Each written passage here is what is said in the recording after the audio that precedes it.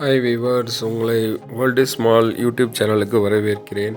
இப்போது நாம் பார்க்க போகிறது கர்நாடகா மாநிலம் வட கர்நாடகத்தில் இருக்கிற ஒரு புகழ்பெற்ற வரலாற்று முக்கியத்துவம் வாய்ந்த ஒரு நகரம் வாதாபி என்று அழைக்கப்படும் பாதாமி நகரம். இங்கே நிறைய குகை கோயில்களுக்கு இந்த ஊர் புகழ்பெற்றது. நம்ம முந்தைய வீடியோவில் அதெல்லாம் பதிவு செஞ்சுருக்கிறோம். இப்போ நாம் பார்க்க போகிறது ஒரு புகழ்பெற்ற சக்தி ஸ்தலம், துர்க்கை அம்மனுடைய கோயில், ஸ்ரீ பனசங்கரி தேவியோடைய கோயில். பெங்களூரில் இருக்கிறவங்களுக்கு தெரியும், பனசங்கரின்னு ஒரு ஏரியா, அங்கே ஒரு அம்மன் கோயில், பனசங்கரி தேவி கோயில் இருக்குது.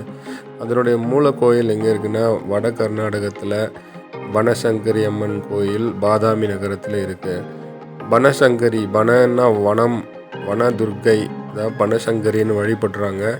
இந்த சுவாமி, இந்த அம்பாள் மேலை சாளுக்கியர்கள் அல்லது கல்யாணி சாளுக்கியர்கள் அப்படின்னு சொல்கிற அந்த மன்னர்களுடைய குலதெய்வமாக இருந்த அம்மன், காலமாக வழிபட்ட அம்மன்.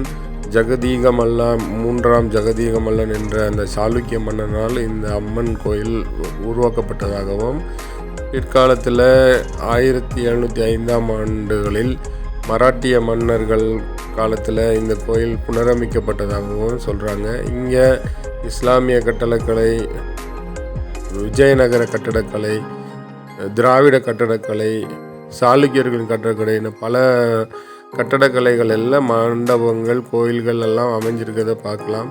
இந்த கோயிலுக்கு நேர் எதிரில் இப்படி ஒரு மண்டபம், அந்த மண்டபத்தை ஒட்டி ஒரு தீர்த்தம் இருக்குது. இந்த தீர்த்தக்கு பேர் ஹரித்ர தீர்த்தம்னு சொல்கிறாங்க. ஆக்சுவலாக அது ஹரிச்சந்திர தீர்த்தம் தான் பெயர் மருவி ஹரித்ர தீர்த்தம்னு இப்போ சொல்லப்படுது. இந்த கோயில் குளத்துக்கு அந்த 3 பக்கமும் இந்த மண்டபம் தொடர்ந்து இருக்கும். இதில் வேலைப்பாடுள்ள தூண்கள் எல்லாம் அமைஞ்சிருக்கு. இந்த கோயிலுக்கு தீபஸ்தம்பம் அமைச்சிருக்கிறாங்க. இது விஜயநகர காலத்து தீபஸ்தம்பத்தை தான் நீங்கள் இப்போ பார்த்தீங்க.